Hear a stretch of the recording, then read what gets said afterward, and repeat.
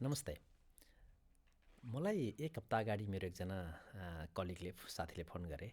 उनी भर्खरै ले अफमा परेका थिए। उनले भने, "Ananta, you know me, I am a senior scientist, I have experience in this and this and this, I have been working on this for a long time. तर I am a bench scientist.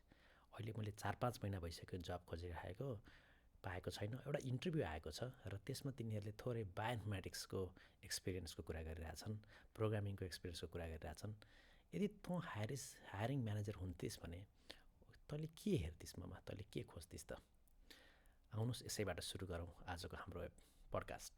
र आजको हाम्रो पडकास्टको topic हो don't be dinosaur. डाइनोसर्स किन मरे? धेरैले भन्छन् एउटा मेटियोर आयो, डस्ट एन्ड डेब्रिसले सूर्यले ढाक्यो अनि सबै डाइनोसर मरे। तर साइन्टिस्टहरूले अहिले भन्छन् कुरा त्यति सिम्पल थिएन सायद। मेटियोर त एउटा ट्रिगर मात्र थियो होला, असली कारण के थियो होला त? मलाई लाग्छ एडाप्ट गर्न नसक्नु, climate change, food chain, environment change. तर डाइनोसरहरू भने उस्तै रहे, ठुलो, बलियो, एकदमै रिजिड, अनि एक दिन एक्सटिङ्क्ट 66 मिलियन वर्षपछि। आज म यो कुरा सम्झिरहेको छु किनभने हाम्रै सर्कलमा, हाम्रै कलिग्स, साथीहरूमा हामी बिस्तारै देख्दैछौँ मानिसहरू डाइनोसर बन्दैछन्। म पनि डाइनोसर बन्दैछु। खराब मानिस होइनन्, लेजी मानिस पनि होइनन्, ट्यालेन्टेड, एजुकेटेड, हार्ड वर्किङ, तर बदलिँदै गरेको यो दुनियाँमा आफूलाई अपडेट नगर्ने। त्यसैले आजको यो एपिसोडमा म तपाईँलाई केही कथाहरू सुनाउँछु। यिनीहरू कथा होइनन्, यिनीहरू सबै रियालिटी हुन्। एउटा कोट छ जुन धेरैले डार्विनको नाममा रेफरेन्स गर्छन्। टेक्निकल्ली चार्ल्स डार्विनले भन्नुभएको होइन, तर पनि स्पिरिट डार्विनकै हो। कोट यस्तो छ, "it is not the strongest of the species that survives, not the most intelligent that survives, it is most adaptable to change." नेपालीमा भन्ने हो भने बाँच्ने त्यो होइन जो सबभन्दा बलियो छ, त्यो पनि होइन जुन सबैभन्दा बुद्धिमान छ, त्यो हो जसले चेन्जलाई सजिलै एडाप्ट गर्न सक्छ।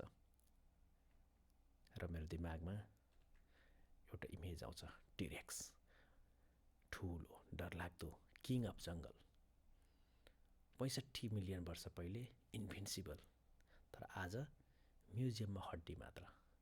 अनि मलाई लाग्छ हामी पनि कतै कर्पोरेट वर्ल्डका टिरेक्सहरू त हुँदै छैनौँ।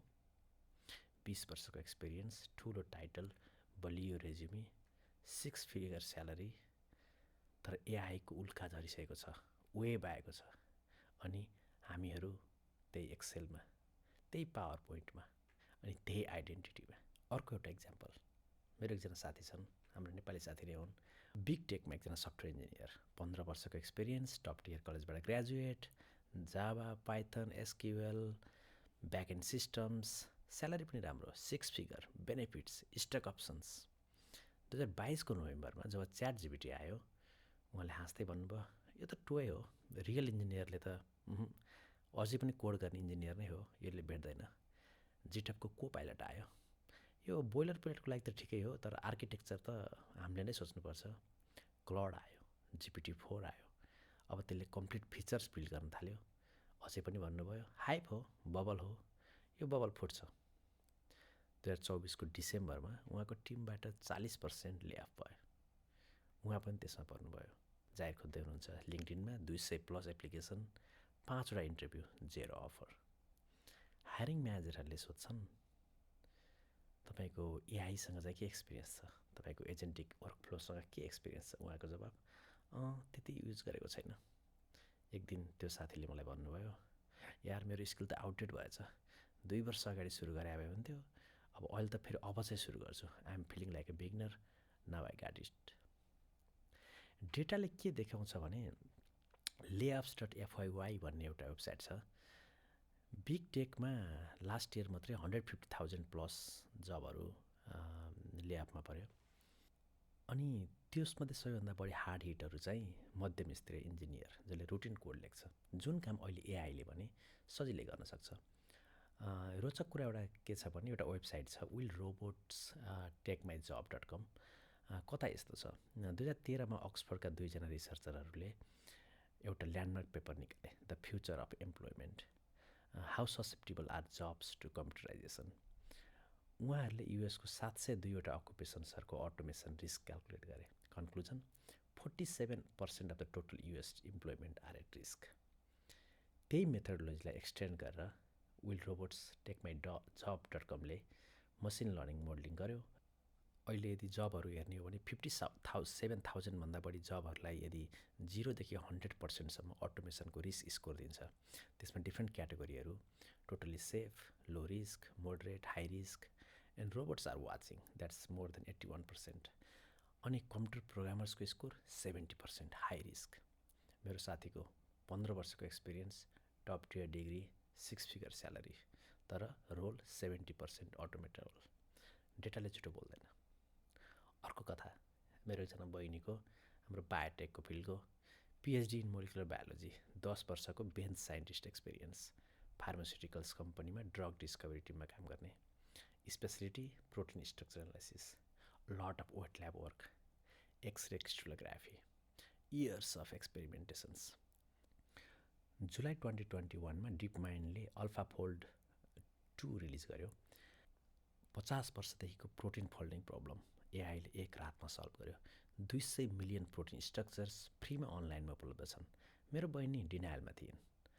एआईले एक्सपेरिमेन्टल भ्यालिडेसन गर्न सक्दैन, रियल बेन्च वर्क एआईले रिप्लेस गर्न सक्दैन। मेरो पिएचडीको भ्यालु एआईले बुझ्दैन। केही हदसम्म यो कुरा सही हो, तर इन्डस्ट्रीले के माग्न थाल्यो? Computational biologist, ML, AI literate scientist जसले वेट ल्याब र ड्राई ल्याब दुवै बुझ्छन्। मेरो बहिनीको टिमको structure based drug discovery work 50% reduction भयो। कम्पनीले नयाँ स्ट्राटेजी लियो, एआई फर्स्ट ड्रग डिस्कभरी। जसले पाइथन सिकेका थिए, बायोमेटिक्स टुल जान्थे, तिनीहरू प्रमोट भए। जसले पाइपेट मात्र समातेर बसेका थिए, उनीहरू रिस्ट्रक्चर भए। अहिले मेरी बहिनी त्यही पाइथन पढ्दै हुनुहुन्छ, कोर्सेरामा मेसिन लर्निङ सिक्दै हुनुहुन्छ। राम्रो कुरा, उहाँले फाइनली सुरु गर्नुभएको छ र good thing she is still with the company. 2024को एउटा नेचर आर्टिकलमा भनिएको थियो, the biotech industry has experienced a fundamental shift toward AI augmented research and scientist who haven't adapted are finding themselves increasingly marginalised. मेरी बहिनी पनि आज एउटा बेन्चमा हुनुहुन्छ। एक दिन भन्नुभयो, दाइ 2021 दिनमा 21मै सुरु गरे भए आज म होल टिमको लिड हुने थिएँ, ढिला भयो। मैले भने ढिला भएको छैन, यु स्टिल ह्याभ टाइम। अघिकै वेबसाइटमा हेर्ने हो भने बायोलोजिकल साइन्टिस्ट हेऱ्यो भने 1.5% automation risk, totally safe category. तर biological technicians, bench work, lab assistant 62% automation risk, high risk क्याटेगोरीमा। Same field, same lab, same building, तर रोलको नेचर थोरै बेग्लै। जसले सिन्थेसिस, जजमेन्ट, डिजाइन गर्छ साइन्टिस्ट सेफ, जसले बस पाइपेट समात्छ टेक्निसियन रिप्लेसेबल। मेरी बहिनी बेन्चमा थिइन्, पिएचडी त थियो तर डेली रोल टेक्निसियन लेभलको थियो। त्यही ग्याप नै बहिनीको भल्नरेबिलिटी थियो। टाइटलमा साइन्टिस्ट मात्र लेखेर पुग्दैन, डेली वर्कमा साइन्टिस्ट बन्न सक्नुपर्छ। अब यो तेस्रो इक्जाम्पल भने एउटा होइन, एउटा एकदमै जेनेरिक, हामीले धेरैतिर देखेका छौँ। इक्जाम्पल लियौँ एउटा ट्रान्सलेटरको, इङ्ग्लिस, हिन्दी, नेपाली एउटा फ्रिल्यान्स वर्क ट्रान्सलेट गर्ने। 2023सम्म क्लाइन्ट बेस राम्रै थियो, तर एकाएक वर्क ड्राई भयो। किन? अब कम्पनीहरूले च्याट जिपिटी, गुगल ट्रान्सलेटहरू युज गरेर नै अब ट्रान्सलेट गर्न थाले। अहिले तपाईँ हामी नै हेर्नुहोस्, हामीले नै यो नेपालीबाट अङ्ग्रेजी, अङ्ग्रेजीबाट नेपाली बनाउनु पऱ्यो भने के युज गर्छौँ? जनरली यिनै कुनै एउटा जिपिटी, कुनै एउटा एलएलएम, कुनै एउटा एआई। अब ट्रान्सलेटर हायर गर्नुको साटो हामीले एआईलाई नै प्री ट्रान्सलेट गराउन सक्छौँ। एडिटरहरू मात्रै हायर हुन्छ, हुँदाहुँदा अब त एडिटर पनि हायर गर्न छोडिसक्यौँ। रेट्सहरू पनि ड्रप, भोल्युम्स पनि ड्रप। ड्युलिङ्गोको कथा सुन्नुभएको छैन? जनवरी 2024मा ड्युलिङ्गोले 10% कन्ट्र्याक्टरलाई टर्मिनेट गर्यो। अर्को एउटा कथा क्लार्नाको, buy now pay later company. फेब्रुअरी 2024मा सिइओले भने our AI assistant is doing the equivalent work of 700 full time customer service agents. 700 मानिसको काम एउटा एआईले। रिजोल्युसन टाइम 11 मिनटबाट 2 मिनट, कस्टमर सेटिस्फ्याक्सन सेम। क्लार्नाले भन्यो हामीलाई 40 मिलियन प्रफिट बढेको छ। 700 जनाको लागि डिजास्टर, क्लार्नाको लागि सेलिब्रेसन। अब फेरि हेरौँ यो विल रोबोट्स टेक माई जबको data. Interpreters, translators 70% automation risk, customer service representatives 79% automation risk. Doomed क्याटेगोरीको नजिक।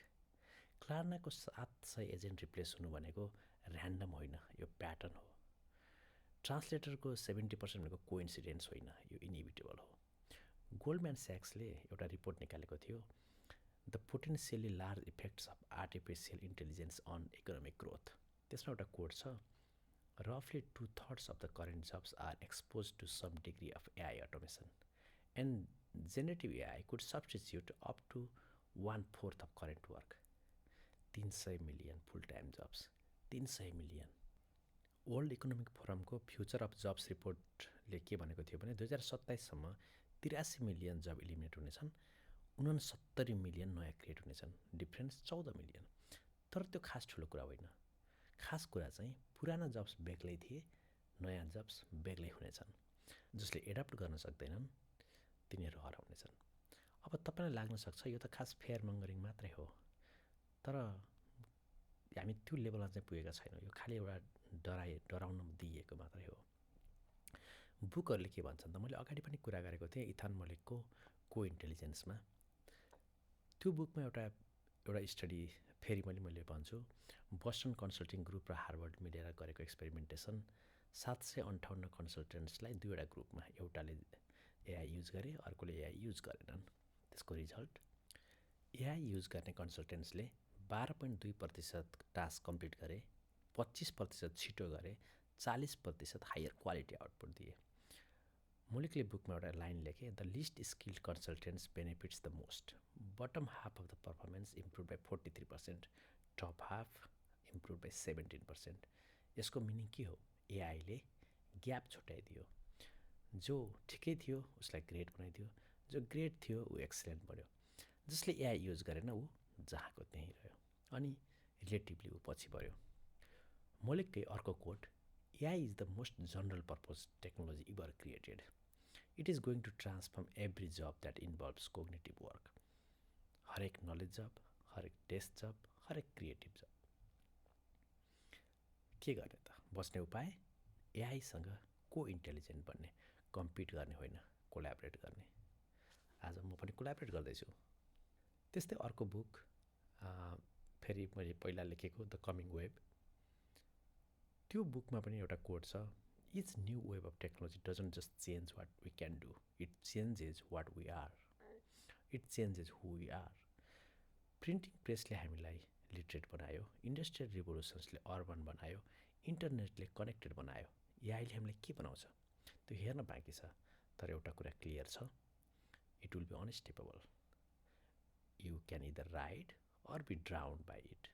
राइड गर्नु भनेको के हो? एडाप्ट हुनु हो। ड्राउन हुनु भनेको के हो? डाइनोसर हुनु हो। Don't be dinosaur. अर्को एउटा किताब छ, AI super powers by Kai Fu Lee, Google चाइनाका पूर्व सिइओ। 2018मा उनले एउटा प्रेडिक्सन गरे, त्यो भनेको त्यो च्याट जिपिटी आउनुभन्दा करिब 5 वर्ष पहिले। उनले लेखे, within 15 years AI will technically be able to replace 40 to 50% of jobs in the United States. 40 देखि 50%, आधा मानिसहरूको जब 15 वर्षभित्र। एकछिन सोच्नुहोस् त। मानिसहरू हाँसे, यो हाइपरबोल हो, यो साइफाई हो, हामी त्यहाँ छैन। अनि 2024मा उनले फेरि भने, my 2018 estimate was, if anything, conservative. The pace of AI advancement has exceeded my expectations. अनि उनले भने, कुन जब सबैभन्दा एट रिस्क छन् त? Routine cognitive work, data entry, basic accounting, repetitive customer interaction, standard report writing, translation, transcription, basic legal research, junior coding task. त्यसमा कस्तो जब चाहिँ सेफ छ त? Complex creative work, deep human relationships, physical dexterity, judgement like nurses, plumbers, strategic decision making, cross domain synthesis, journalist work. Interesting कुरा। साँच्चै भन्यो भने सेफ कस्तो छ जस्तो लाग्छ भने आर्ट, इन्टरटेनमेन्ट, स्पोर्ट्स अरू चाहिँ आजकल अलिक बढी सेफ जस्तो लाग्छ। हामीले जुन एउटा क्लासिकल सेन्समा चाहिँ ब्रेन वर्क भन्थ्यौँ, त्योभन्दा अहिले चाहिँ more entertainment, more this kind of वर्कहरू चाहिँ अहिले सेभ भएको। अ वर्ल्ड विदाउट वर्क भन्ने एउटा ड्यानियल सस्किनको बुक छ, अक्सफोर्डका इकोनोमिस्ट। त्यो बुकमा पनि एउटा इम्पोर्टेन्ट डिस्टिङ्सन छ, automation anxiety is not new, what is new is its scope. पहिले मेसिन्सले फिजिकल लेबर रिप्लेस गरे, अब एआईले कोग्निटिभ लेबरहरू रिप्लेस गर्दैछ। पहिले फार्मर्स गए, त्यसपछि फ्याक्ट्री वर्कर्स, अहिले मेबी नलेज वर्कर्स। सस्किनले एउटा वार्निङ दिए, we are not running out of work, we are running out of well paid work for people without the right skills. Work त छ, तर तपाईँको स्किल्ससँग म्याच गर्ने वर्क भने छ कि छैन त? केही कुराहरू जुन मलाई काम लागेका छन्, सायद सेयर गर्न चाहन्छु। एआईलाई डेली युज गर्नुहोस्, एनी फर्ममा। थ्योरी मात्र पढेर भएन, आर्टिकल्स मात्र पढेर भएन, युट्युब भिडियो मात्र हेरेर भएन, ह्यान्ड्स अन युज गर्नुहोस्। पडकास्ट पढ्नुहोस्। मैले को इन्टेलिजेन्स युज गरिरहेको छु, हेल्प लिएको छु यो स्क्रिप्टहरू लेख्न, इमेल ड्राफ्ट गर्न, कोड लेख्न, आइडियाहरू ब्रेन स्टर्म गर्न, रिसर्चहरू समराइज गर्न, त्यस्तै डिसिजनहरूमा केही साउन्डिङ बोर्डको काम गर्न। अहिले कति काममा पनि म प्रयोग गर्नै पर्ने नभए पनि एआई प्रयोग गर्न खोज्छु। मैले मेरो टिमलाई एआई प्रयोग गर्न इन्करेज गर्छु, जसले म्याथमेटिक्सको कोडहरू लेख्छन्। उनीहरूलाई अहिले अलिकति हेल्प लिए एआईबाट भनेर भन्न थालिसकेको छु। म आफै पनि नयाँ नयाँ कुरा, पहिला कुनै बेला गर्न मन लागेको कुरा, एकदम टाइम लागेर नभएको कुरा अहिले मिल्छ कि भनेर आजकल युज गर्छु, डेली युज गर्छु। जसले डेली युज गर्छ उसको मेन्टल मोडल 6 महिनामा नै ट्रान्सफर्म हुन्छ। एनभिडियाका सिइओले भनेका छन्, you are not just going to lose your job to AI, you are going to lose your job to somebody who uses AI. आफ्नो फिल्डको एआई लिटरेचर्सहरू पढ्नुहोस्। डक्टर हुनुहुन्छ, how AI in medicine, lawyer, AI in legal practice, designer, generative design tools. त्यस्तै teacher हुनुहुन्छ भने AI in tutoring research, accountant, AI in audit and bookkeeping. हरेक फिल्डमा अहिले एआईको स्पेसिफिक एप्लिकेसन छ। त्यसैले तपाईँले एआईसँग कोवर्क गर्नुहोस्। एआईलाई हामी कोवर्क गऱ्यो भने त्यसले एडभान्टेज हुन्छ, कहिले पनि डिसएडभान्टेज कहिले पनि हुँदैन। Make AI your thinking partner. एआईलाई मलाई क्वेसन सोध्नुहोस् भन्नुहोस्, एआईले तपाईँलाई पुस गरोस् अर्को डिरेक्सनमा। खालि एआईबाट सिम्पल एन्सर्सहरू मात्रै नलिनुहोस्, एन्सर्सहरू मात्रै एक्सेप्ट नगर्नुहोस्। Just push yourself with the help of AI. Uniquely human स्किल्सहरूलाई डबल डाउन गर्नुहोस्, जस्तो deep empathy, complex judgement, cross cultural understanding, creative synthesis, ethical reasoning, trust building, authentic story telling. जति जति AI commodity बन्छ त्यति त्यति नयाँ स्किलको value पनि बढ्छ। मलिक भन्छन्, in a world of AI the humanity is your premium. अर्को सबैभन्दा महत्त्वपूर्ण कुरा, बिगिनरको माइन्डसेट राख्नुहोस्। मेरो इन्जिनियर साथीको मिस्टेक के थियो? 15 वर्षको एक्सपिरियन्सको प्राइड, 15 वर्षको एक्सपिरियन्सको प्राइड, म जान्ने मान्छेको आइडेन्टिटी। आइडेन्टिटीले लर्निङ्सलाई रोक्छ।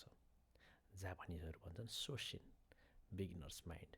जतिसुकै सिनियर भए पनि नयाँ टुल आउँदा बिगिनर जस्तै एप्रोच गर्नुहोस्, क्युरियोसिटी राख्नुहोस्, क्वेसन गर्नुहोस्, एक्सपेरिमेन्ट गर्नुहोस्, फेल हुनुहोस्, ट्राई गर्नुहोस्, फेल हुनुहोस्। Be jack of all trades. हरेक हप्तामा 1 घन्टा छुट्याउनुहोस्, बस 1 घन्टा, हप्तामा 1 घन्टा। What's new in AI, newsletter, blog, tutorial, some hands on experiment. 52 हप्तामा 52 घन्टा। कहिलेकाहीँ त्यसले नपुग्ला। कहिलेकाहीँ मलाई लाग्छ मैले आजकल त दिनमा 3-4 घन्टाभन्दा बढी काममा र काम बाहिर पनि केही न केही एआई युज गरिरहेको छु जस्तो लाग्छ। र अब अर्को कुरा, आफ्नो जब चेक गर्नुहोस्। विल रोबोट्स टेक माई जबमा? बस 1 मिनटको काम, ब्राउजर खोल्नुहोस्, हेर्नुहोस् के छ त। त्यसको रिस्क स्कोर के हो? स्कोर 60% भन्दा माथि छ, प्लान गर्नुहोस्, सुरु गर्नुहोस्। Where you want to go, how you want to be. Score कम छ, त्यो भए पनि कम्प्लासेन्ट नहुनुहोस्। स्कोरहरू फेरि अर्को वर्ष अपडेट हुनसक्छ, क्यापाबिलिटी चेन्ज हुनसक्छ। यो चाहिँ के हो? रिफरेन्स पोइन्ट हो, यो डेस्टिनी होइन। यसले अवेरनेस दिन्छ, तर यसले ग्यारेन्टी दिँदैन।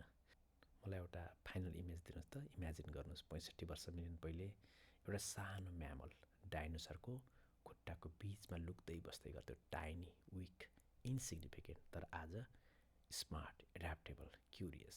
जब उल्का आयो, जब डस्ट आयो, जब टेम्परेचरहरू चेन्ज भयो, डाइनोसरहरू मरे, तर त्यो सानो टाइनी एनिमल सर्भाइभ भयो। अनि लाखौँ वर्षपछि त्यो म्यामलको डिसेन्डेन्ट तपाईँ, म, हामी एडप्ट। एउटा नयाँ उल्का आउँदैछ फेरि एआईको। हामी के हुन्छौँ? टिरेक्स, ठुलो, बलियो, रिजिड, कि त्यो टाइनी म्यामल जसले एडाप्ट गर्न सक्यो, इभल्भ भयो र अहिले मानिस बन्यो?